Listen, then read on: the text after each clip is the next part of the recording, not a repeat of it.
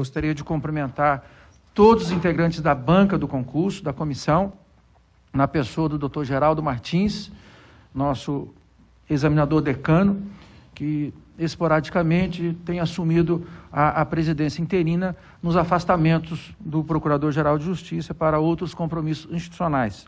Gostaria de saudar a presença também dos nossos coordenadores, nossos secretários do concurso, doutor João Medeiros, promotor de justiça, e a doutora Cátia Suzane, também o pessoal do apoio, da Superintendência de Comunicação Integrada, da Informática, as nossas servidoras que sempre têm demonstrado muita competência no acompanhamento do concurso, desde a publicação do edital, né, até o último instante do concurso.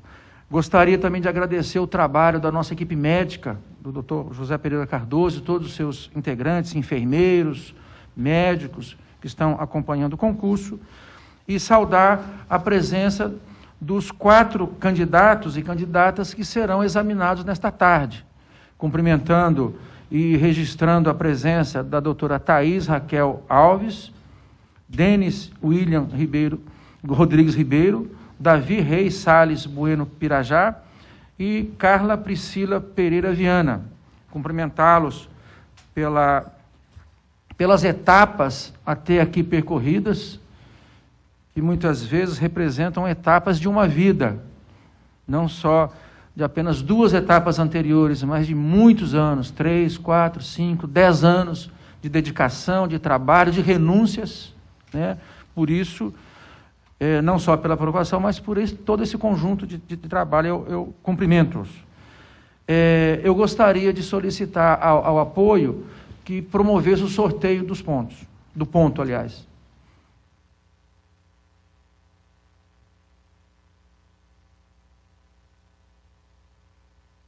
Ponto 7. O ponto 7 será objeto de arguição para todos os 4 candidatos nesta tarde.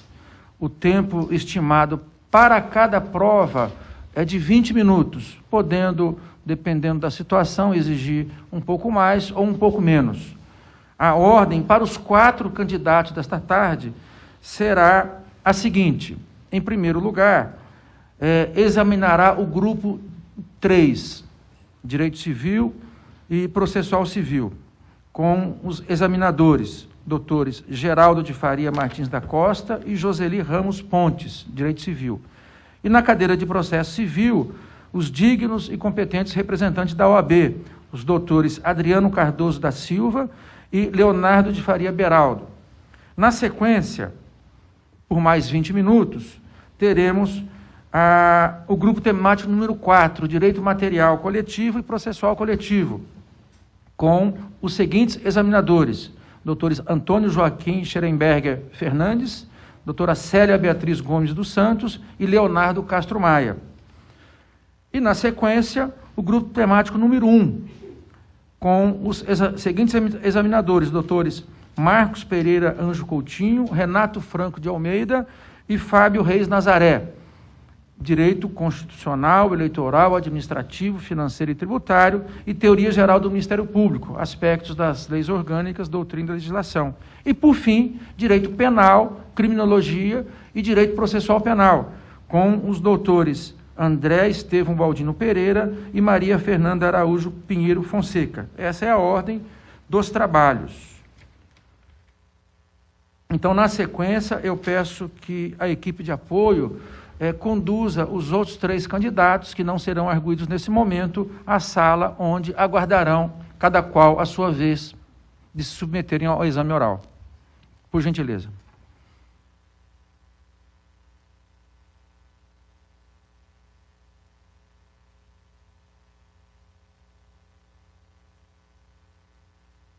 Ainda a título de informação, o Ministério Público do Estado de Minas Gerais teve que promover uma série de alterações na estrutura e no fluxo desse exame oral, desde dos exames médicos, do psicotécnico, das inscrições definitivas, além da submissão dos candidatos ao oral aqui na sala dos órgãos colegiados, em razão da pandemia do novo coronavírus. Então, rigorosos protocolos de segurança sanitária estão sendo adotados, né, desde o início, desde a submissão dos candidatos aos exames médicos e psicotécnicos, e não tem sido diferente agora também no exame oral. Então, com essas considerações, eu gostaria que a candidata doutora Thaís Raquel lesse o documento que se encontra à sua frente, que referente aos pontos que serão objeto de arguição, e depois assinasse o documento. Leio em voz alta. Pode ser em voz alta.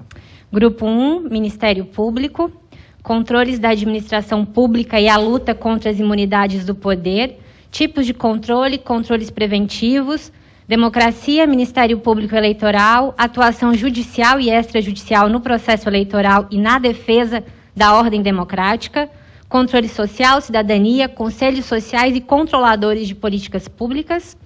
Grupo 2, penas e medidas de segurança, aplicação das penas e regimes penitenciários, limites das penas, aspectos penais das leis 9.099, 10.671, princípios constitucionais e legais do processo penal. Grupo 3, das pessoas naturais, da capacidade das pessoas com transtorno mental, internações involuntárias e compulsórias, teoria geral das provas. E grupo 4, dignidade dos animais, maus tratos em animais de tração nas cidades, ação civil pública, ação popular, mandado de segurança coletivo. Muito obrigado, doutora Thaís. Por favor, assine o documento.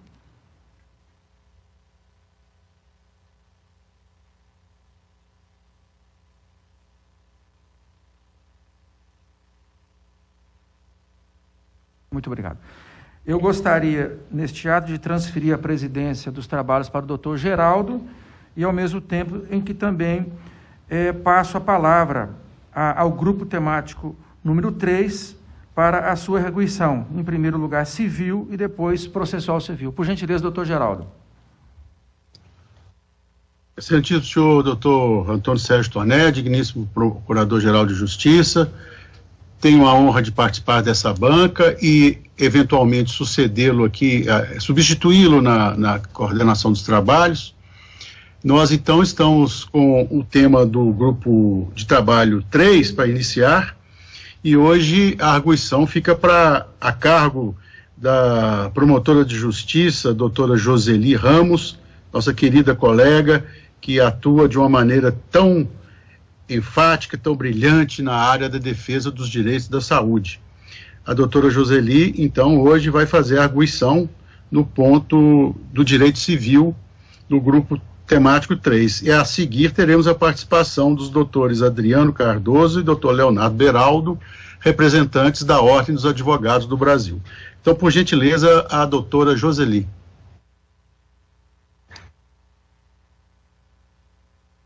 Queria saudar o doutor Toné, ainda presente aqui, doutor João e a doutora Kátia, também presentes, os demais membros da banca, especialmente a senhora, a doutora Thaís, a senhora me ouve bem? Tudo bem, excelência. É sempre um transtorno, né? Mas seja muito bem-vinda, tá? Desejo muito boa sorte. Muito obrigada. Como diz o nosso examinador todos os dias, de uma maneira muito enfática, o doutor Antônio Joaquim fala que nós aqui temos muito mais para saber as posições da senhora. A senhora poderá adotar no exercício da função ministerial muito mais do que o conhecimento que já foi demonstrado nas outras etapas. Como dito, né, a senhora leu, nós estamos tratando das internações psiquiátricas, a senhora sabe que Minas Gerais tem um protagonismo muito grande na reforma psiquiátrica que aconteceu nesse país. O Bicho de Sete Cabeças, um filme famoso, inspirado na história real de um cidadão de Betim, aqui na região metropolitana de Belo Horizonte. E nós temos uma demanda expressiva nas promotorias todas. Eu estou na saúde há muitos anos, mas mesmo no interior isso era muito percebido. A demanda de atuação na área de saúde mental. Não só com relação à dependência química, mas também com relação aos portadores de transtorno mental, por conta de que a reforma psiquiátrica, especificamente a Lei 10.216, propôs. Eu gostaria que a senhora falasse um pouco das modalidades de internação que a lei introduziu, né, que mudança de paradigma ela traz, e nós vamos tratar mais detidamente sobre a internação compulsória. Quero que a senhora, depois a gente vai passar na parte prática da internação compulsória, mas eu gostaria que a senhora falasse primeiro, de um modo geral, o que a lei traz, os tipos de internação e o que ela propõe, por favor, doutora Thaís. Excelência, a constitucionalização do direito civil trazida pelo neoconstitucionalismo e a dignidade da pessoa humana enquanto valor-fonte, valor nuclear do ordenamento jurídico, um dos vetores é justamente a autonomia existencial. E o Estatuto da Pessoa com Deficiência reforça essa autonomia da pessoa com deficiência, que muitas vezes ocorre em virtude desses transtornos psiquiátricos ocasionados, como a senhora disse, de forma muito recorrente, pelo uso de substâncias tóxicas. Nesse sentido, a lei que trouxe essa reforma mesmo, tendo em vista que alterou a forma de ver a pessoa que apresenta transtorno, inclusive proibindo internações em modalidades asilares, justamente com o fito de melhor assegurar o tratamento, ela prevê como formas de internação a internação voluntária, aquela onde o próprio paciente pede a sua internação para fins de tratamento, a internação involuntária, aquela onde um terceiro solicita, que deverá ser comunicada ao Ministério Público no prazo de 72 horas, inclusive no momento da alta. E, por fim, a internação compulsória. A internação compulsória se dá contra a vontade do paciente, mas, tendo em vista essa necessidade de mitigação de sua autonomia em virtude dos transtornos sofridos, é importante, então, na verdade, se faz necessária a decisão judicial determinando a internação compulsória e também o laudo médico circunstanciado apontando que a internação compulsória é necessária naquele caso concreto. O Ministério Público assume uma função muito importante, sobretudo na internação compulsória, justamente porque poderá requerer, então poderá ser o requerente. É recorrente que no dia a dia do promotor de justiça, muitas vezes um usuário de drogas acabe causando uma situação de risco para um parente idoso, para um familiar idoso. E acaba, então, o Ministério Público assumindo esse papel importante a fim de cessar a situação de risco. Então, poderá tanto ser requerente ou então se manifestar favorável ou desfavoravelmente, caso não estejam presentes os requisitos. Entendi. A senhora entende que em qualquer circunstância, independentemente da idade do destinatário daquela medida, o Ministério Público possui legitimidade para tomar as medidas necessárias? Excelência, isso deve ser pensado com cautela, observando as peculiaridades do caso em concreto. Então, nem sempre o Ministério Público vai poder... Na verdade, é uma situação de verificar o que acontece. Se for um caso drástico, uma mãe, por exemplo, com crianças que estão em situação de risco em virtude do uso de drogas, ou então, no exemplo antes mencionado, do parente idoso que está sofrendo essa situação de risco ou de vulnerabilidade, é nesses casos em específico que o Ministério Público deve ser o requerente. Quem é o réu? Quem é o réu da ação? O requerido será, então, tanto o paciente, tendo em vista que ele terá os seus direitos restringidos, Excelência, e também recorrente que se coloque, que se insira no polo passivo, o município, ou mesmo o Estado, tendo em vista que quando esses problemas batem à porta do Ministério Público, se tratam de pessoas carentes, na maioria das vezes. Então, não tem como a família custear aquele tratamento nas clínicas que irão acolher esse usuário, esse paciente. Então, por isso que é importante colocar o poder público no polo passivo para assegurar essa internação sem custos. A senhora acha que na internação involuntária, porque a voluntária não é o ponto também, na internação involuntária, a vontade do paciente, ela se sobrepõe, ou a senhora acha que no caso de interdição, a manifestação do curador suprime a vontade do interditado? Excelência, é importante analisar a vontade do curatelado de acordo com o Estatuto da Pessoa com Deficiência. Então, ele tem autonomia para traçar os melhores rumos, já que a interdição ela tem esse viés de proteção patrimonial. No entanto, a depender da situação, a vontade do paciente deverá ser afastada e prevalecer a do curador. É comum, Excelência, muitas vezes, os casos de usuário de droga não ter discernimento para optar pelo melhor tratamento. Então, o curador, a vontade do curador também deve ser privilegiada. Agora, mais assim, de uma maneira muito cuidadosa, eu gostaria de propor à senhora uma análise. A Lei 10.016 fala o seguinte: dispõe sobre a proteção e os direitos das pessoas portadoras de transtornos mentais. Esse modelo da Lei 10.216 tem sido usado de uma maneira muito ampla com relação aos dependentes químicos. Especificamente na internação involuntária, o artigo 9º fala o seguinte: a internação compulsória é determinada de acordo com a legislação vigente. Qual é a legislação vigente para a internação compulsória no Brasil? Onde nós temos a previsão de internação compulsória no ordenamento brasileiro? Excelência, na lei que dispõe sobre as internações, então, é a lei, salvo engano, 10.216. Não, a lei 10.216 fala isso, artigo 9. A internação compulsória é determinada, vírgula, de acordo com a legislação vigente pelo juiz competente, que levará em conta, Onde nós temos a previsão de internação compulsória no Brasil, já que aqui se remete à legislação vigente?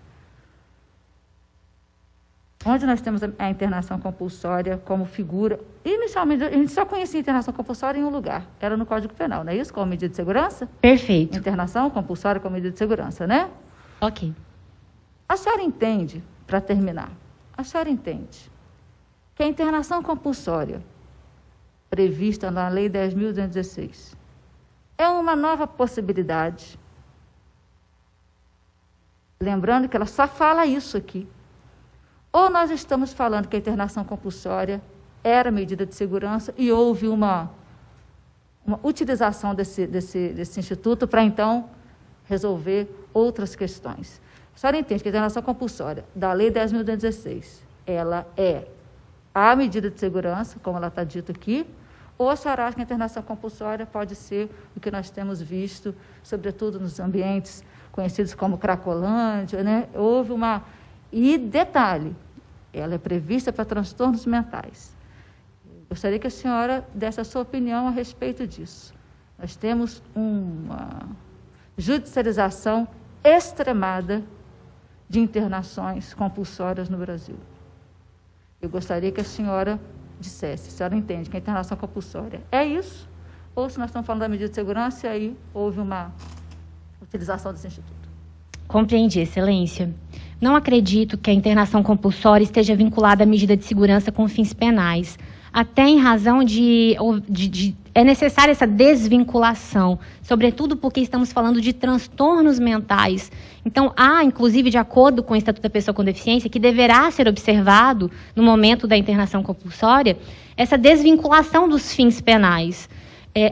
Quando a Lei 10.216 traz a figura da internação compulsória, ela traz requisitos que devem ser observados, inclusive esses que antes eu mencionei, que não poderá se dar, então, a internação numa modalidade asilar, para garantir a dignidade da pessoa humana. Então, no meu entender, não se trata da medida de segurança para fins penais, aplicada quando da sentença absolutória imprópria, mas sim de uma outra modalidade que visa assegurar esse bem-estar, a dignidade da pessoa que será internada e sempre com fulcro no que determina o Estatuto da Pessoa com Deficiência. Então, há uma desvinculação, no meu entender, Excelência. Muito obrigada, estou satisfeita. Vou passar a palavra para o doutor Adriano, doutor Leonardo. Muita boa sorte para a senhora, tá? Muito obrigada. Boa tarde a todos. Cumprimento de modo especial o presidente em exercício, doutor Geraldo, colega de grupo temático, doutor João, doutora Cátia Suzane, secretários do trabalho do concurso, doutora Joseli, minha colega de grupo temático, público que nos assiste de casa, servidores dessa casa, e a doutora Thaís Raquel Alves. Meu respeitoso boa tarde e cumprimento por ter chegado até aqui, desejando-lhe boa sorte daqui em diante. Boa tarde, Excelência. Obrigada. A senhora me ouve bem? Ouço sim. Maravilha. Nós iremos arguí-la com o tema Teoria Geral das Provas. Eu começo indagando se a senhora entende que ainda preexiste, se ainda existe no CPC atual, o livre convencimento motivado do magistrado. Excelência, muito se discutiu acerca da subsistência do livre convencimento motivado com o advento do novo Código de Processo Civil, haja vista a supressão da palavra livre. No entanto, destaca a doutrina que ainda vige em nosso ordenamento o livre convencimento motivado. No entanto, é necessário que se tempere esse sistema, haja vista a necessidade constitucional de fundamentação das decisões. Então, o convencimento motivado do juiz, ele deve se basear nos elementos probatórios trazidos dos autos e de forma fundamentada, sobretudo analisando o modelo comparticipativo de processo, policêntrico, constitucional trazido pelo Código de Processo Civil de 2015. Inclusive, Excelência, é importante ressaltar a importância do contraditório nessa decisão do juiz. O juiz não poderá decidir em grau algum sem ouvir a parte. Então, essa vedação da decisão surpresa, ela reforça essa necessidade de fundamentação e de observância dessas normas fundamentais que preceituam essa necessidade da fundamentação substancial. Doutora Thaís, você acredita que há hierarquia entre as provas? Se sim ou se não, qual que é a fundamentação para a sua resposta? Excelência, a meu ver, não há hierarquia entre as provas. Quando o Código de Processo Civil traz as modalidades de provas típicas, como o depoimento pessoal, a confissão, a prova pericial, e ainda permite que sejam os fatos provados por todos os meios legais e moralmente admitidos, não há, então, que se falar em hierarquia das provas.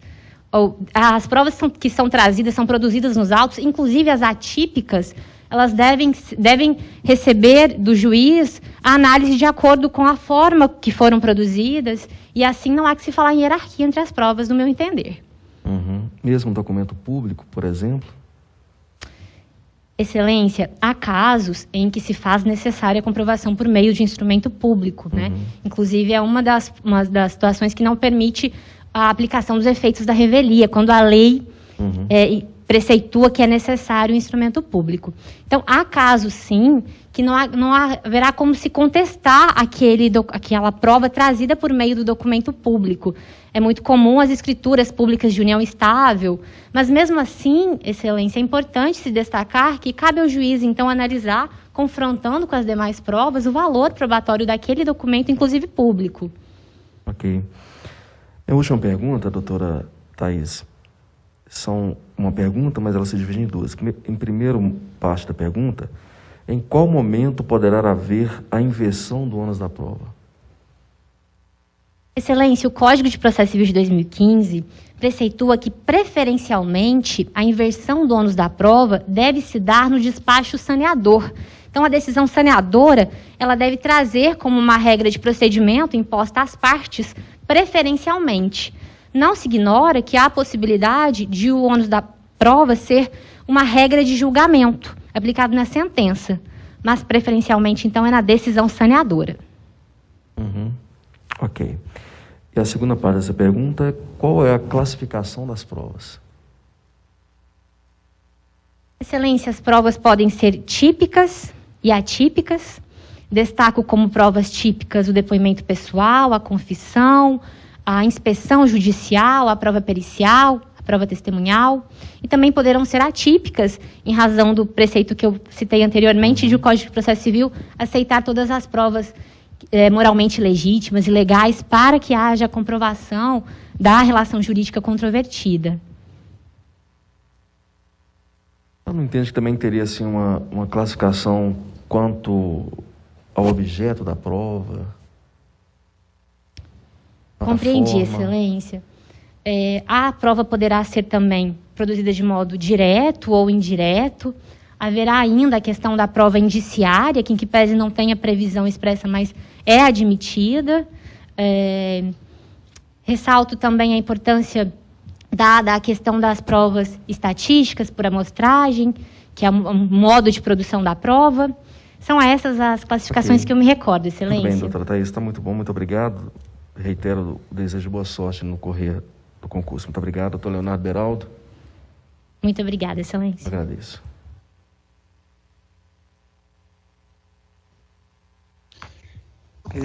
Boa tarde, Thaís. Você está me ouvindo? Estou sim, Excelência. Boa tarde. Gostaria de cumprimentar todos os presentes na pessoa do Dr. Geraldo Martins, presidente em exercício desse concurso. E, Thaís, vamos então passar a nossa arguição.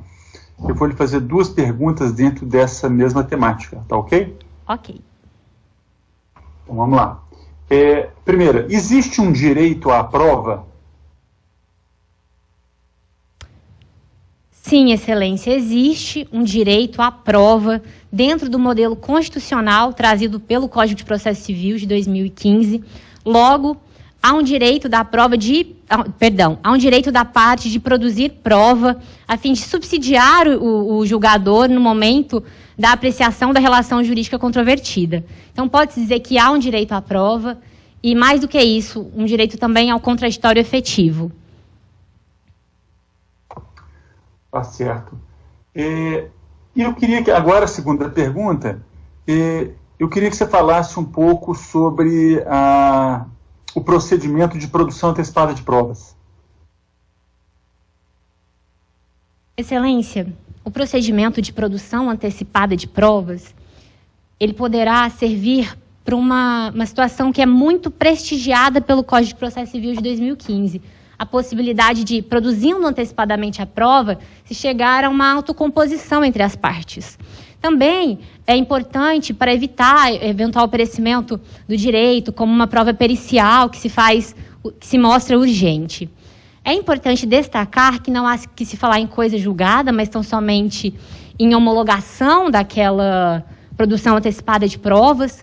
Também, que pese não haja essa possibilidade de contestação, mas o réu poderá arguir matérias conhecíveis de ofício durante a produção antecipada de provas.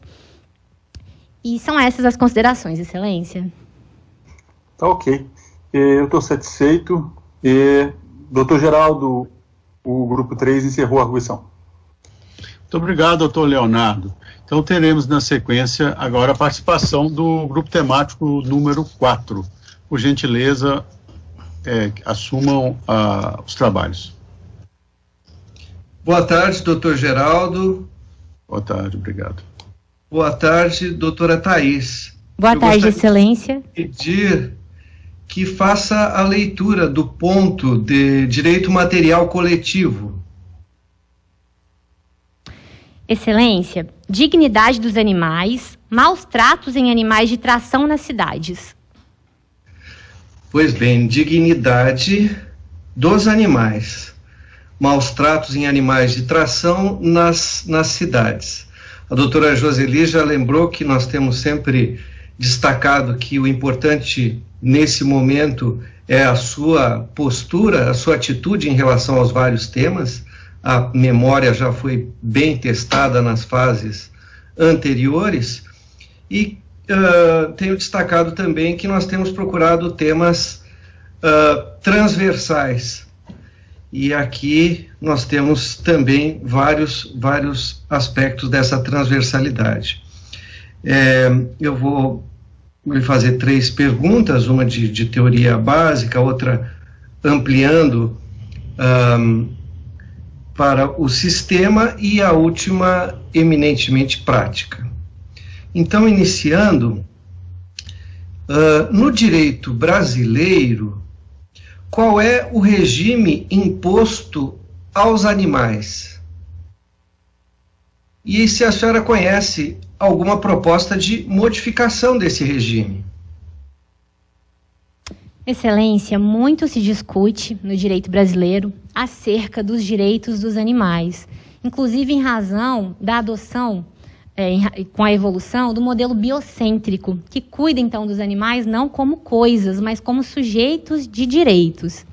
Essa discussão levantada pela sociedade, ela chegou até os tribunais e, inclusive, foi objeto de recente decisão do Superior Tribunal de Justiça, que reconheceu, num caso específico, a guarda de animais. Então, houve essa situação de, após o rompimento de uma união entre o casal, estabeleceu-se a guarda do animal e também, em outra situação, reconheceu-se um direito mínimo ambiental ecológico, reconhecendo que os animais são, sim, sujeitos de direitos e, portanto, merecem a proteção do ordenamento jurídico, não mais como coisas, como eram tratados antigamente, são tratados, inclusive, pela legislação, mas a jurisprudência ela evolui, atendendo a um reclamo da sociedade, reconhecendo esses direitos fundamentais dos animais, conforme decidiu o Superior Tribunal de Justiça.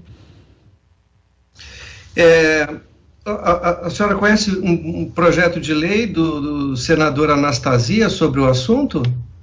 Excelência, eu já ouvi falar, mas eu não conheço a fundo. E sabe como é que a matéria tem sido tratada no direito comparado? Excelência, no direito comparado, salvo engano, na Bolívia ou na Colômbia, não me recordo ao certo o país, há essa proteção, esse entendimento de que a mãe natureza é sim um sujeito de direito. Então, sei que o Superior Tribunal de Justiça abordou essa situação ao reconhecer o mínimo ambiental ecológico. Vamos passar a segunda questão.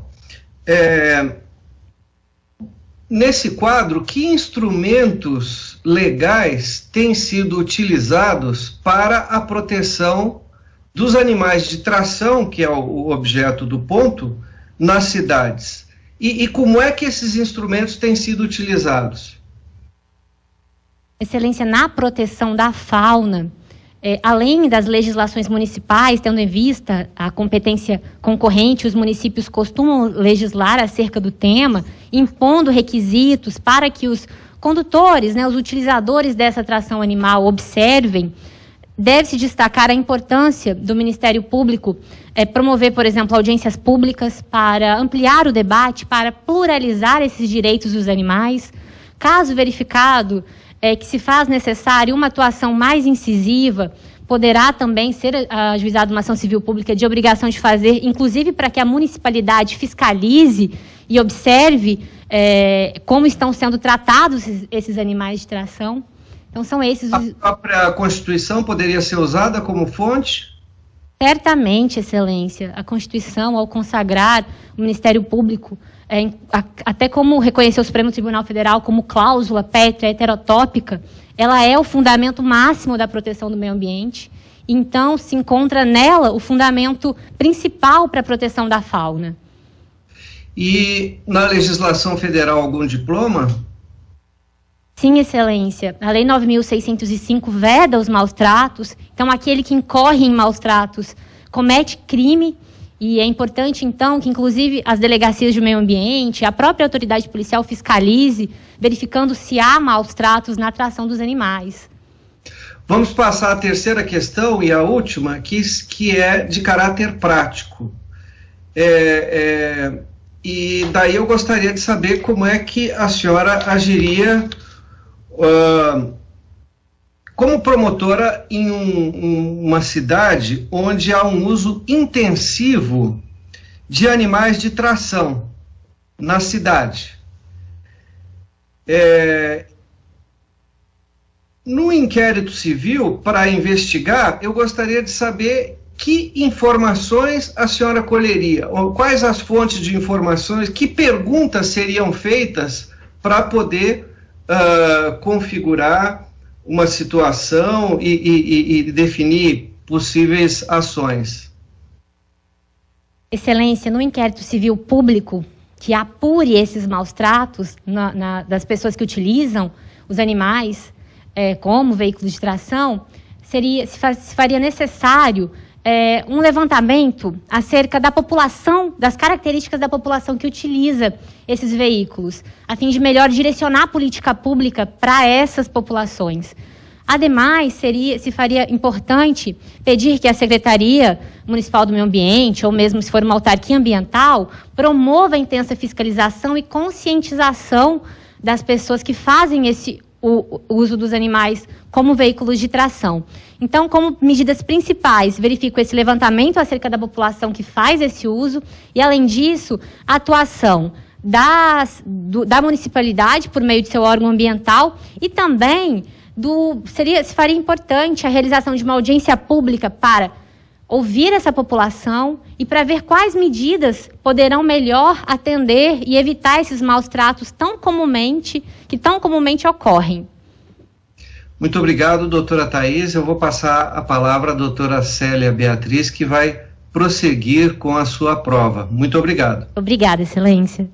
Obrigada, Joaquim. Eu, mais uma vez, cumprimento com respeito e admiração todas as pessoas que estão envolvidas na realização dessa etapa do 57º concurso para ingresso na carreira do Ministério Público. Saúdo aos que estão aqui presentes e aqueles que nos assistem de forma virtual. Uma boa tarde especial para a doutora Thaís. Boa tarde, Excelência. Doutora Thaís, a senhora já viu o ponto de direito processual coletivo?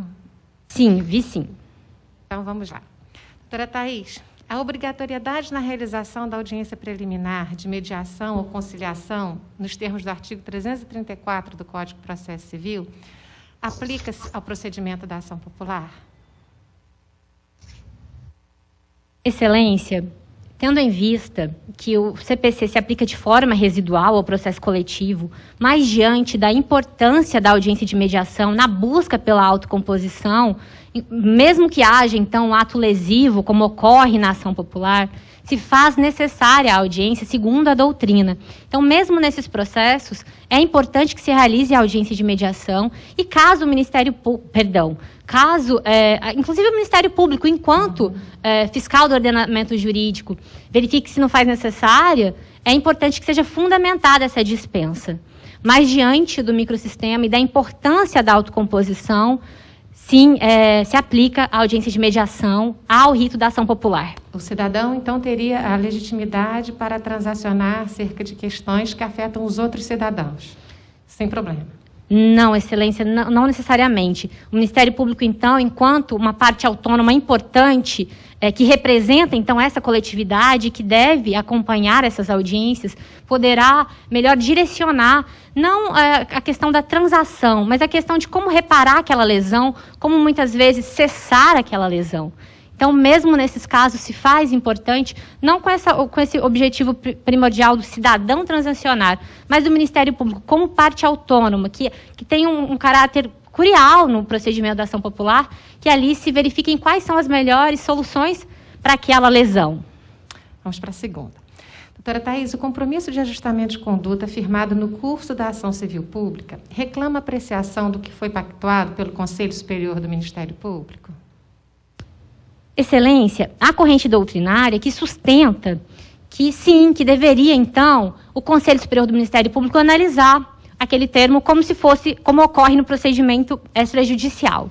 No entanto, tratando-se de um termo de ajustamento firmado no curso do processo, não se faz necessário para essa corrente que acaba sendo majoritária, que o Conselho fiscalize os termos desse acordo. Então, como o juiz irá fiscalizar, né, verificar a legalidade daquele termo, das cláusulas, não se faz necessário que o Conselho fiscalize quando firmado no curso do processo judicial. E, doutora Thaís, por favor, comente sobre a possibilidade da declaração de inconstitucionalidade de lei em sede de ação civil pública. Excelência, esse tema é bastante controvertido. Havia uma posição de que não poderia se tratar do controle de constitucionalidade, tendo em vista a coisa julgada erga omnes, que a ação civil pública produz. No entanto, já é tranquilo nos tribunais superiores que é possível que, desde que seja discutido na causa de pedir, ou seja, incidentalmente, que não conste no pedido o requerimento de declaração de inconstitucionalidade, é perfeitamente possível que no bojo da ação civil pública se discuta o controle de constitucionalidade. Inclusive, houve uma discussão acerca das alterações do Código de Processo Civil, que falam da coisa julgada nas causas de pedir. Mas não há que se falar na incidência desse artigo, porque o juiz não tem competência, que é um dos requisitos trazidos pelo Código de Processo Civil, já que se o juiz decidisse, estaria, então, usurpando a função do Supremo Tribunal Federal. Mas é tranquilo, tanto o Superior Tribunal de Justiça como o Supremo Tribunal Federal admitem o controle de constitucionalidade incidental nas ações civis públicas. Para a gente finalizar, doutora Thaís, o parágrafo único do artigo 21 da Lei 12.016 de 2009, que é a Lei do Mandato de Segurança Coletivo, estabelece que os direitos protegidos pelo mandato de segurança coletivo podem ser os coletivos e os individuais homogêneos. Como é que fica a tutela do direito difuso? Ele pode ser protegido via mandato de segurança coletivo? Pode, Excelência. Os direitos difusos, em que pese não constem do texto expresso da lei do mandato de segurança, podem ser objeto do mandato de segurança coletivo, justamente porque não há que cercear essa importância de controlar, ou melhor dizer, de proteger esses direitos difusos. Então, tanto a doutrina quanto os tribunais superiores reconhecem a possibilidade de que o mandato de segurança coletivo cuide dos direitos difusos, justamente porque, se assim o fosse, se interpretasse a lei do mandato de segurança excluindo os direitos difusos, estaria, então, se impedindo o acesso à justiça, à economia processual e a proteção desses direitos meta-individuais. Muito obrigada, doutora Thaís. Doutor Leonardo vai continuar com a inquirição. Muito boa sorte para a senhora. Muito obrigada, Excelência. Boa tarde a todos. Saúdo todos na pessoa do presidente. doutor Geraldo. Boa tarde, doutora Thaís. Boa tarde, excelência. Vamos à primeira questão. A propositura da ação coletiva interrompe o prazo prescricional para as ações individuais? Sim, excelência, interrompe. A propositura de ação civil pública interrompe as ações individuais, segundo ensina a doutrina. Inclusive, isso vai ao encontro da proteção desses direitos que foram violados. Então, até mesmo para se garantir uma proteção eficiente, há a interrupção da prescrição nesses casos. Ok, vamos para a próxima. O rol de legitimados à impetração do mandado de segurança coletivo, previsto no artigo 5º, né, da Constituição, ele é taxativo, ele é exemplificativo, há possibilidade de impetração pelo Ministério Público? Qual o fundamento, em que hipóteses? Compreendi, excelência. O rol, ele é exemplificativo, excelência. Então, é consabido que constam da lei os partidos políticos com representação no Congresso Nacional, as organizações sindicais, as associações. Mas é importante destacar que já reconheceu-se a legitimidade do Ministério Público, inclusive numa noção de legitimidade conglobante. Então, não há que se falar na exclusão do Ministério Público da propositura desses mandados de segurança coletivo, justamente porque se busca a proteção máxima, a máxima efetividade da tutela coletiva quando se trata de direitos difusos, em que pese não constem na lei, coletivos e também daqueles individuais homogêneos. Então, não se trata de um rol taxativo. O Ministério Público está autorizado segundo a doutrina. Ok, obrigado. Eu que agradeço. Boa sorte. Muito obrigada. Devolvo a palavra ao presidente.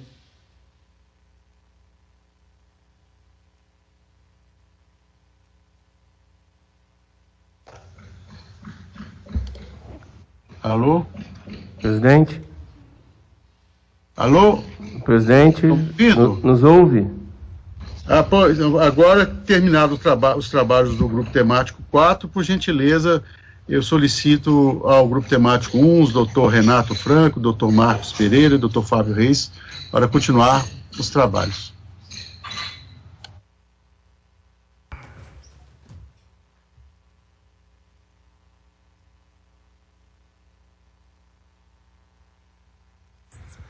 Boa tarde, senhor presidente.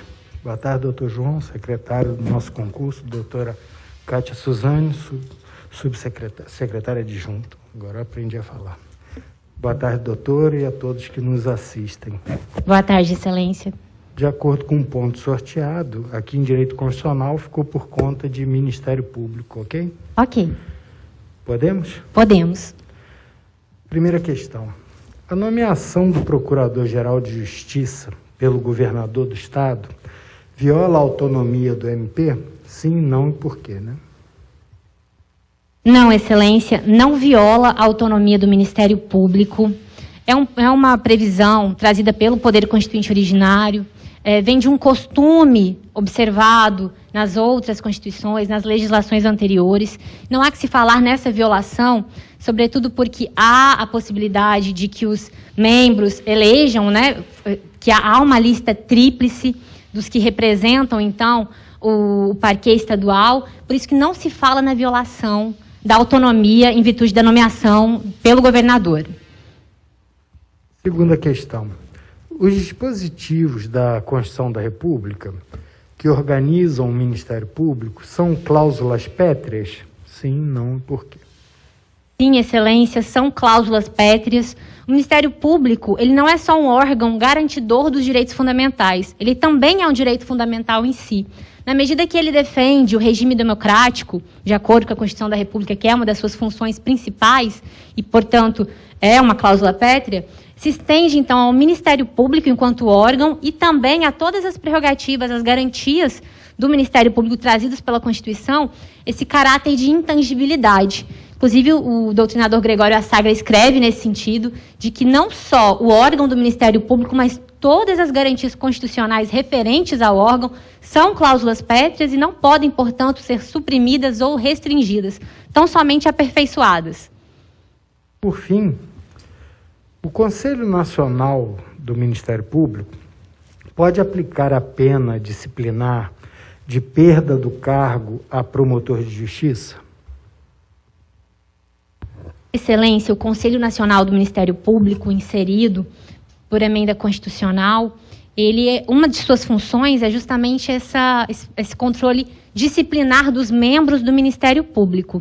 Então, se devidamente apurado que, ou melhor, reformulando, Excelência, o membro do Ministério Público só perde o seu cargo após o ajuizamento da ação civil respectiva.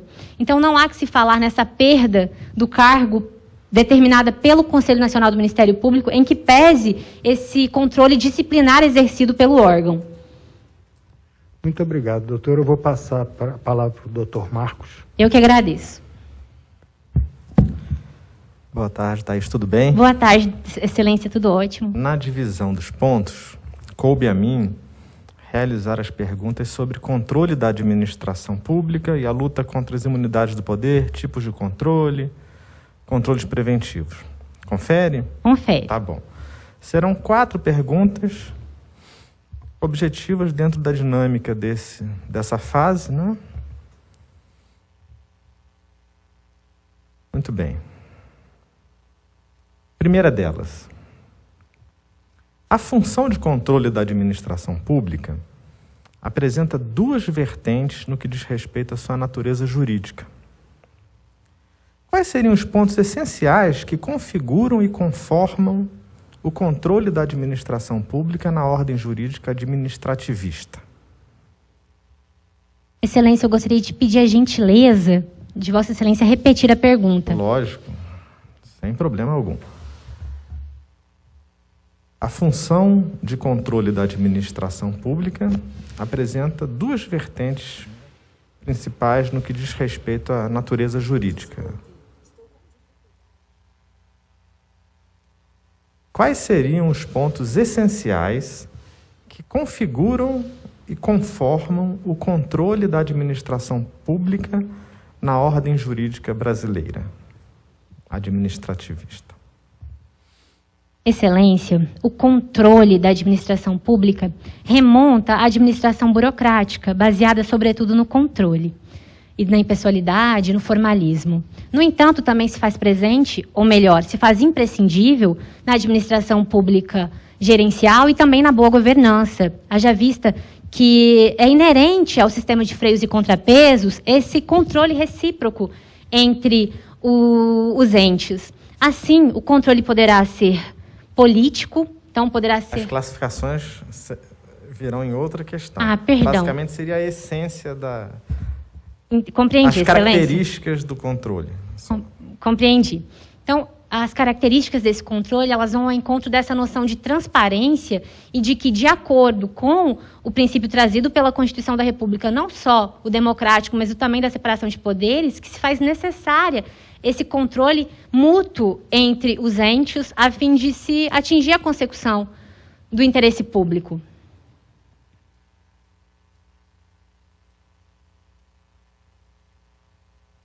Posso passar para a segunda questão? Pode sim. O Ministério são 2 itens. Primeiro subitem, né? O Ministério Público realiza a função de controle?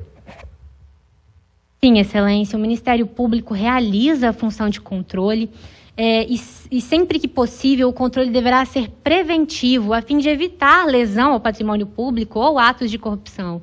É importante destacar, Excelência, esse papel do Ministério Público agir antes da ocorrência da lesão, por exemplo, no dia a dia, lendo diários oficiais, verificando os editais de publicação e também, além desse controle preventivo, realiza o controle repressivo, buscando no judiciário ou mesmo no âmbito resolutivo eventuais reparações de lesões ao patrimônio público. A segunda pergunta já foi tocada em parte, mas eu vou colocá-la, que seria: quais as modalidades de controle realizado pelo Ministério Público na fiscalização dos poderes públicos? Excelência, então eu reforço que o Ministério Público realiza tanto esse controle preventivo, que é sempre o buscado para evitar a ocorrência da lesão, também o controle concomitante, por exemplo, acompanhando um procedimento licitatório e verificando o cumprimento de todas as regras trazidas pela lei, e também o controle repressivo, que é aquele que pode se dar tanto por meio do judiciário em si, com anulações de ato ou com obrigações de fazer, mas também pode se dar no âmbito extrajudicial com a celebração de termos de ajustamento de conduta, sempre que verificada a ocorrência da lesão.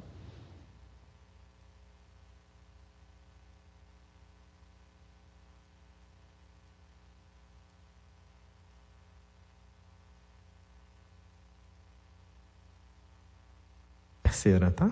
Ok. Entre os critérios de controle, existe um controle que se dá por vinculação e aquele que se dá por subordinação. Como poderiam ser definidas essas modalidades de controle?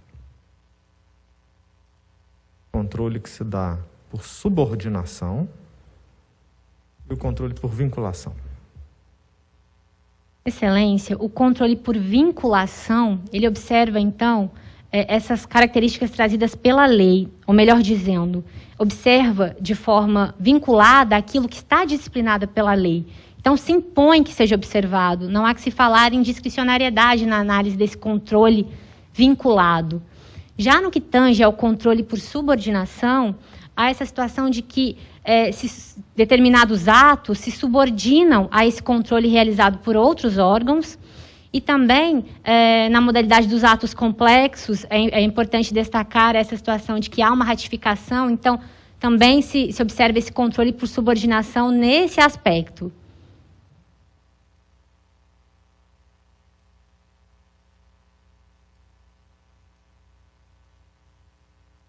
Para finalizarmos, existe uma última questão, que é a relação entre o direito de petição e o controle. O que a candidata poderia falar? Excelência, o direito de petição previsto constitucionalmente é um instrumento importantíssimo para o cidadão na busca desse controle da administração pública, da fiscalização, exigindo, então, a transparência do administrador público, de toda a administração pública, quando da realização de suas atividades inerentes. Por isso que é constitucionalmente assegurado esse direito de que o cidadão, até numa noção de accountability societal, que ele promova, então, esse direito de petição sempre que surgirem quaisquer tipos de dúvidas ou de necessidade de análise dos atos administrativos. Então, o direito de petição ele está fundamentalmente ligado à boa administração, à transparência que deve se dar aos atos, ou seja, não se admite uma administração pública que esconde os atos, a não ser nos casos constitucionalmente previstos de sigilo. Só para finalizarmos o raciocínio, então qual seria a ligação? Teria ligação entre direito de petição e controle? Sem sombra de dúvidas, Excelência, há essa ligação, porque é uma forma do cidadão exercer o controle da administração pública. Então, peticionando e tendo acesso... Era isso que eu queria ouvir. Obrigada. Encerramos. Eu desejo muito boa sorte à candidata no restante do certame. Muito Sucesso. obrigada, Excelência.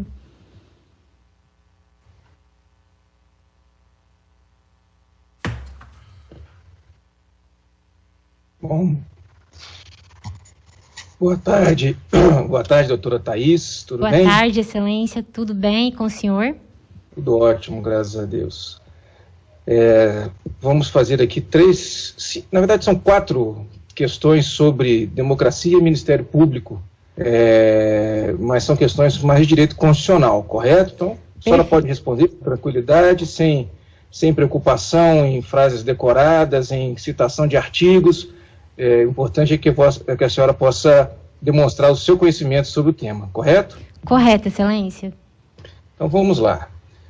Nós vamos falar sobre democracia, e falar sobre democracia é sempre um tema muito complexo, né? O próprio conceito de democracia não é um conceito fechado, né? Nós temos a democracia aristotélica, a democracia bobiana e várias outras formas de democracia, e o fato é que hoje se considera, como Platão já considerava há anos atrás, que a democracia não é o sistema perfeito, mas é o sistema que nós temos, né? O professor e ministro Luiz Roberto Barroso cita que a democracia constitucional foi aquela forma de governo que venceu ao longo do século XX, baseada sempre na Constituição. Mas, basicamente, falar de democracia é falar sobre o poder político que todos nós sabemos está na mão do povo, né? Apesar de Emanuel Sais ter afirmado inicialmente que o poder político estaria na mão da nação,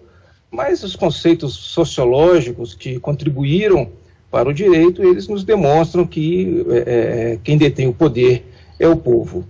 E assim está na nossa Constituição, no artigo 1º. A Constituição, no artigo 1º, afirma: todo o poder emana do povo, que o exerce por meio de representantes eleitos ou diretamente, nos termos desta Constituição. E aí, doutor, a primeira pergunta que eu lhe faço é: quais espécies de democracia estão inseridas nesse dispositivo?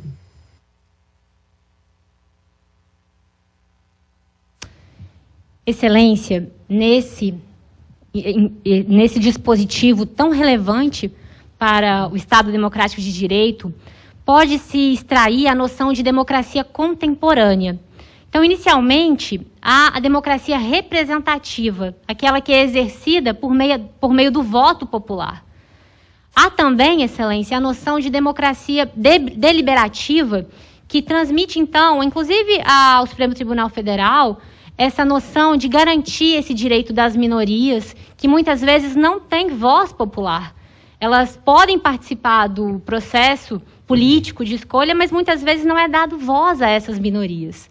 E, além disso, além dessa democracia representativa, deliberativa, há que se apontar a necessidade da democracia que prevê o diálogo.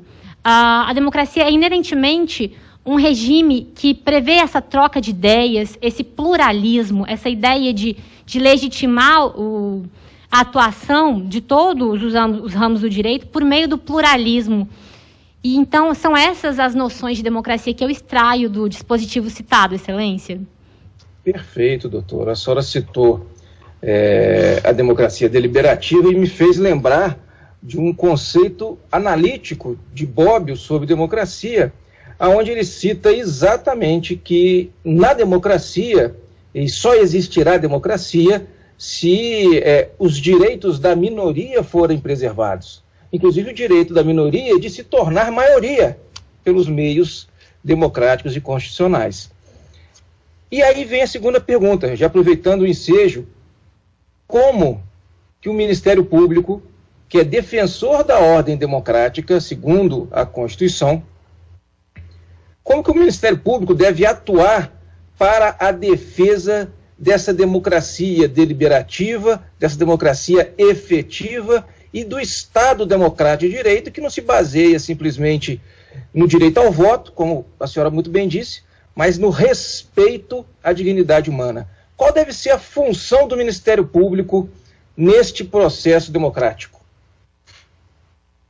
Excelência, o Ministério Público, com a Constituição da República de 88, como é ser disso, ele assume, ele se torna função essencial à justiça, de forma expressa, né, prevista na Constituição, e eu diria que o papel mais relevante do Ministério Público é justamente na defesa das minorias, dessas minorias anteriormente citadas por mim sem voz. Então, quando ele defende o regime democrático e as minorias, os direitos das minorias são inerentes a esse regime democrático, ele atua consolidando direitos, concretizando direitos fundamentais. É importante destacar que em várias frentes é possível verificar o Ministério Público atuando na consecução dos direitos das minorias, inclusive por meio do direito urbanístico, por exemplo, com a regularização fundiária, ou do meio ambiente mesmo, verificando uma noção de, por exemplo, aterro sanitário e catadores. Então, há uma série de instrumentos que o Ministério Público pode atuar, não apenas os instrumentos resolutivos, mas também num ambiente de se levar para o judiciário para impor ao poder público a adoção de políticas públicas que irão melhorar a situação dessas minorias. Destaco, Excelência, o papel do Ministério Público na defesa da população em situação de rua, que se faz muito relevante, haja vista que é um fenômeno social.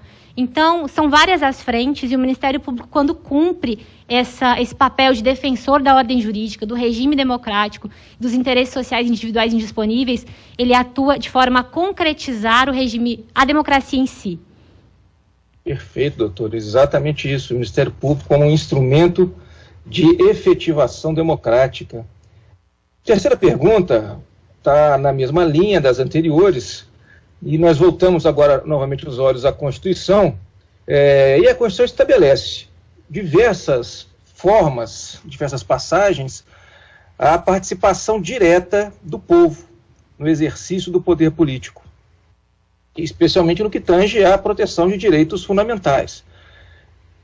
A senhora poderia citar quais as formas previstas na Constituição de participação popular direta no exercício do poder político? Excelência, a democracia, como ela é semidireta, no sentido de que o povo elege os seus representantes, mas também poderá diretamente exercer esse poder político. Então, se extrai da Constituição a possibilidade da ação popular, que o cidadão poderá impetrar perante o judiciário, também o plebiscito e o referendo, se fazem meios bastante relevantes nessa busca da concretização dos direitos fundamentais. Também se pode citar, Excelência, a iniciativa popular, por meio da iniciativa popular, em que pese parcela da doutrina destaque, que é quase uma... Não é utilizada, né, não é, inclusive em razão dos seus requisitos rígidos, mas a iniciativa popular também é uma forma de o povo participar diretamente nessa concretização dos direitos constitucionalmente assegurados. Perfeito, doutora. Além dessas três hipóteses clássicas que a senhora muito bem citou e que demonstram a participação direta do povo, mas a Constituição também se refere na participação popular na definição de diretrizes de políticas públicas para a proteção, por exemplo, do direito à saúde. Lá no artigo 198 está expresso a possibilidade de participação popular, da participação do povo ou de representantes do povo, mas não os eleitos, na definição, inclusive, da forma como os gastos públicos com saúde devem ser feitos. E em outras passagens, a Constituição também prevê esse tipo de participação que, regulamentada no plano infraconstitucional, deram origem aos conselhos sociais e conselhos de controle de políticas públicas. Sobre esses conselhos com participação social, alguns com finalidade consultiva, outros com finalidade deliberativa, outros apenas fiscalizatórios de determinados atos públicos, mas esses conselhos são formas de participação direta do povo na gestão do dinheiro público e, por isso, do poder político. E é sobre isso que eu lhe pergunto. Nesses conselhos, seria possível a participação de um membro do Ministério Público com direito a voto? Excelência, os conselhos, como mencionados por Vossa Excelência, eles demandam uma participação paritária. Então, além dos representantes do governo, há necessariamente a presença da sociedade civil, justamente para se concretizar esse controle social tão importante nas áreas da saúde, como mencionado por Vossa Excelência, e também na área da infância, já que o Conselho tem um papel deliberativo e controlador das políticas públicas que serão adotadas no âmbito da infância. E, justamente em virtude de um Ministério Público atuar na fiscalização, não há que se falar na presença do Ministério Público com direito a voto. Isso iria de encontro a esse papel fiscalizador do Ministério Público, que deve, então, atuar justamente verificando a atuação do Conselho. Por isso, a resposta em relação a isso é que não é possível que haja participação do membro do Ministério Público com direito a voto. Ótimo, doutora, perfeito. E a última pergunta, só para encerrar. Em 2019, o presidente da República editou um decreto executivo que extinguiu de uma só vez todos os conselhos sociais na esfera federal. A senhora, com certeza, tomou conhecimento desse fato e o Supremo Tribunal Federal suspendeu os efeitos desse decreto sob uma alegação de natureza constitucional. E a pergunta que eu lhe faço é exatamente essa. Qual seria, ou qual teria sido o motivo que o Supremo Tribunal Federal suspendeu os efeitos do decreto executivo do presidente da República? Excelência, o motivo primordial é a vedação ao retrocesso institucional. Então, como os conselhos têm esse papel relevantíssimo na ordem democrática, na medida em que atuam controlando, muitas vezes, como disse Vossa Excelência, num papel deliberativo também, não há que se falar nesse retrocesso institucional de se suprimir a participação popular nesses conselhos. Além disso, Excelência, é importante destacar que houve o reconhecimento de um fenômeno denominado constitucionalismo abusivo, que é justamente no sentido de suprimir essa participação popular de órgãos que controlam a própria administração pública. Então, além de se verificar uma das facetas, na verdade, reflexos do constitucionalismo abusivo, houve essa noção de vedação do retrocesso institucional. Não se pode suprimir, restringir o que já foi assegurado, o que já foi aperfeiçoado pela Constituição da República, sobretudo diante da relevância do controle social exercido por meio desses conselhos no que tange à administração pública. Perfeito, doutor. Agradeço muito as suas respostas, te parabenizo por elas e lhe desejo boa sorte no decorrer do certame, ok? Muito obrigada, Excelência. E eu devolvo a palavra ao nosso presidente, doutor Geraldo. Muito obrigado ao doutor Fábio e aos demais componentes do Grupo de Trabalho 1. E agora nós chamamos a banca examinadora os componentes do Grupo de Trabalho 2, Direito Penal e Processual Penal, a doutora Maria Fernanda e o doutor André Ubaldino. Por gentileza, assumam os trabalhos.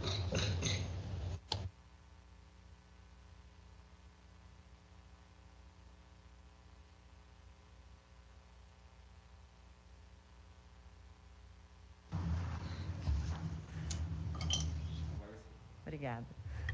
Boa tarde a todos. Gostaria de cumprimentar os presentes e aos que nos assistem, na pessoa do nosso presidente, doutor Geraldo Faria. Cumprimentar a doutora Thaís. Muito boa tarde, doutora. Boa tarde, Excelência.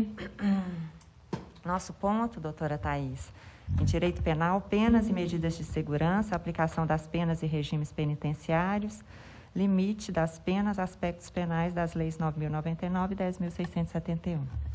Doutora Thaís, eu gostaria que a senhora me explicasse como se comprova a reincidência no processo penal.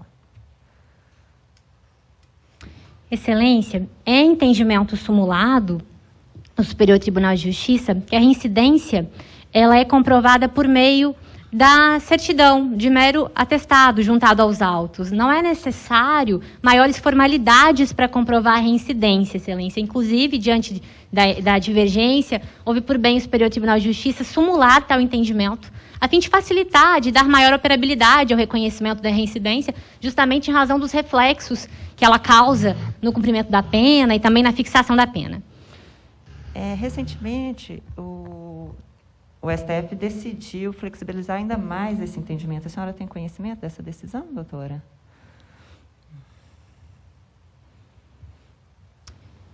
Excelência, não tenho certeza se é isso que a senhora busca, mas reconhecendo essa possibilidade que o juiz da execução penal ele reconheça, mesmo que não conste na sentença a reincidência, poderá, então, durante o cumprimento da pena, o juiz da execução penal reconhecer, havendo essa flexibilização. A senhora está certa nesse entendimento, mas a verdade é que se reconheceu a possibilidade, inclusive, por sites da internet. Perfeito. Se comprovar, sites dos outros tribunais, se comprovar a reincidência do acusado. Isso é importante para a senhora que vai atuar na promotoria ter esse acesso mais fácil, né, a essas certidões. Doutora, próxima questão. Tá? Ok. Diz o artigo 97 do Código Penal que, se o agente for inimputável, o juiz determinará sua internação. Se, todavia, o fato previsto como crime for punível como detenção, poderá o juiz submetê-lo a tratamento ambulatorial. Então, fazendo a interpretação a contrário senso desse dispositivo, no caso de crime apenado com reclusão, o juiz tem que determinar a internação?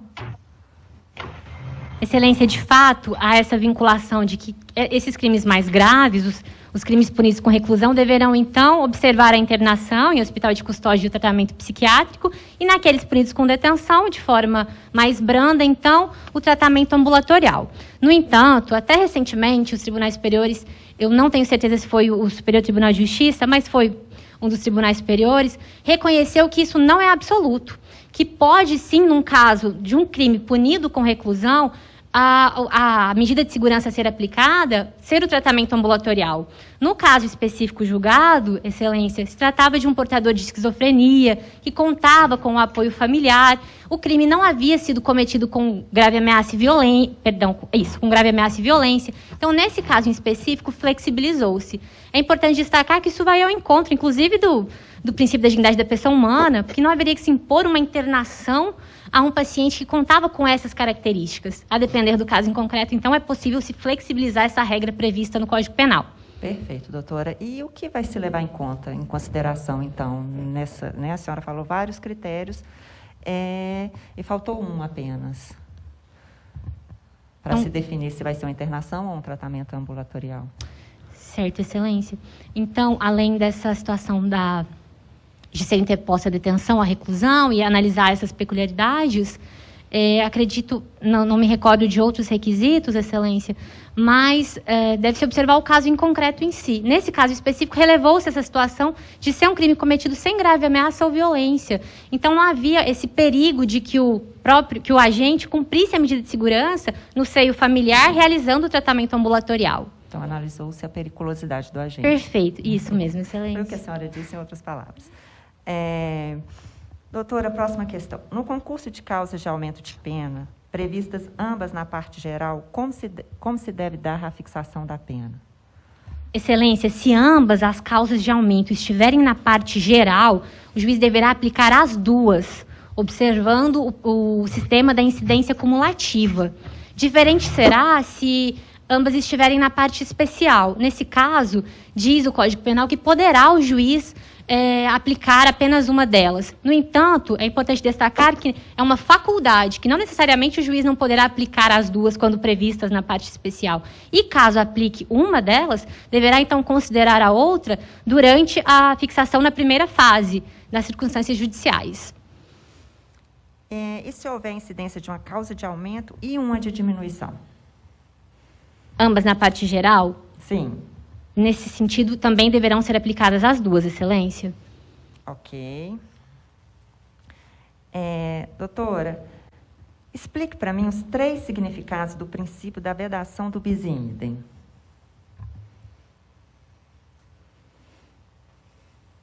Excelência, o bis in idem ele deverá ser observado tanto na fase da formulação da pena a ser aplicada, ou seja, durante o processo legislativo. Além disso, durante a fixação da pena, no momento da sentença condenatória, deverá o juiz se atentar pela vedação trazida. E, além disso, durante a execução da pena. Então, são nesses 3 momentos em que se deve se observar essa vedação odiosa, que é prevista apenas excepcionalmente no Código Penal. E ele é um princípio absoluto, doutora? Não, Excelência, não é um princípio absoluto, sobretudo naqueles casos de extraterritorialidade previstas. Então, há essa exceção no Código Penal, por isso que não há que se falar num princípio absoluto. É importante observar que, caso haja uma prisão provisória, uma prisão administrativa ou mesmo uma internação, deverá ser decotado da pena, inclusive justamente em razão dessa proibição, mas não é absoluto, tanto que o Código Penal traz uma exceção. Perfeito. E, por último, doutora, é cabível a substituição da pena privativa de liberdade por restritiva de direito nas hipóteses de crimes de lesão corporal leve, ameaça e constrangimento ilegal? Vossa Excelência poderia repetir a pergunta, por gentileza? É cabível a substituição da pena privativa de liberdade por restritiva de direitos nas hipóteses de crimes de lesão corporal leve, ameaça e constrangimento ilegal? Excelência, um dos requisitos para a substituição das penas privativas de liberdade por restritivas de direitos é a ausência da grave ameaça ou da violência. Portanto, no caso de lesão corporal leve, não poderá se falar, nem também no caso de ameaça, justamente em razão dessa vedação. No entanto, caso o juiz verifique que se faz suficiente a referida substituição, poderá ocorrer. Mas há como requisito expresso essa impossibilidade nesses casos de violência e de grave ameaça, sobretudo quando se tratar de crimes que sejam a aplicação da Lei Maria da Penha, a vedação expressa nesse sentido. Ok, doutora, muito obrigada pelas suas respostas. Eu vou passar a palavra para o doutor André Ubaldini, que vai continuar com a arguição. Eu que agradeço, Excelência. Boa tarde, doutora Thaís. Boa tarde, Excelência. A senhora me ouve perfeitamente? Perfeitamente.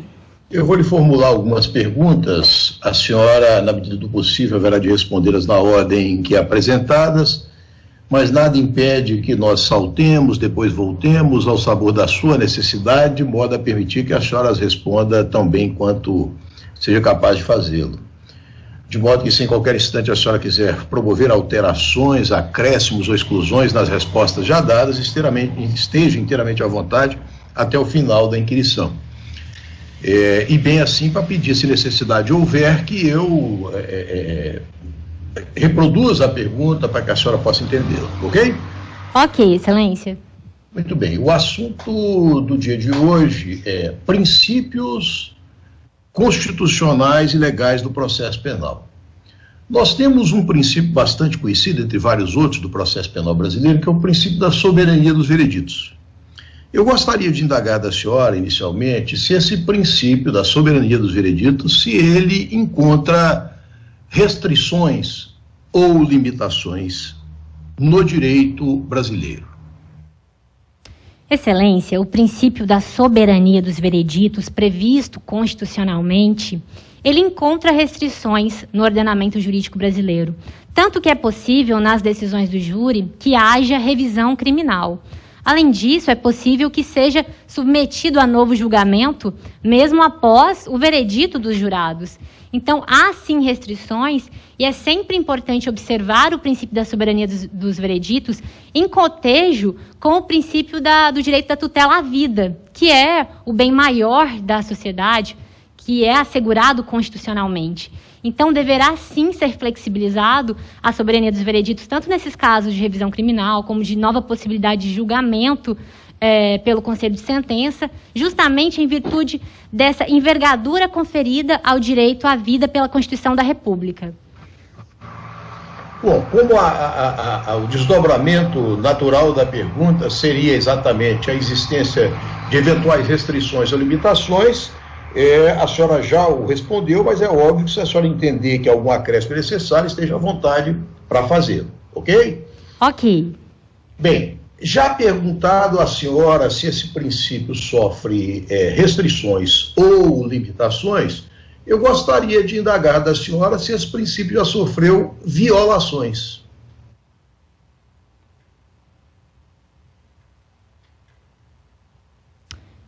Excelência, sem sombra de dúvidas, o princípio já sofreu violações em que pese ser previsto constitucionalmente.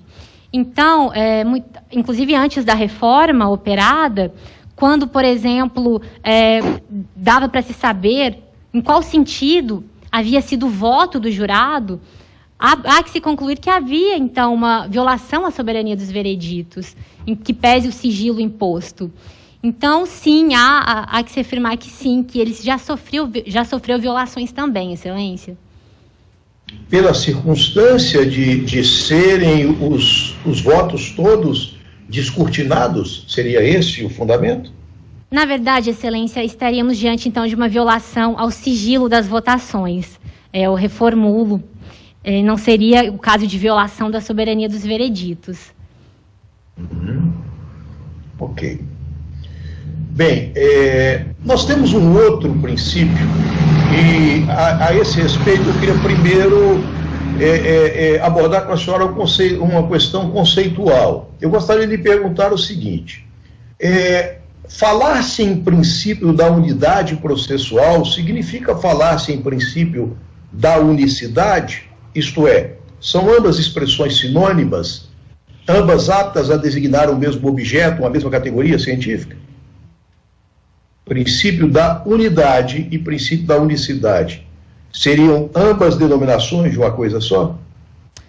Excelência, o princípio da unidade processual, ele traduz a ideia de que o processo deve correr de forma contínua, sem interrupções, formando um todo unitário. Não vislumbro diferença entre o princípio da unidade processual e da unicidade. Ou melhor dizendo, Excelência, haverá a possibilidade de que o processo se repita por alguma razão, como no caso da revisão criminal, a nova apreciação do processo. Mas eu não vejo diferença entre ambos. Uhum. E qual seria o fundamento legal ou constitucional desse princípio?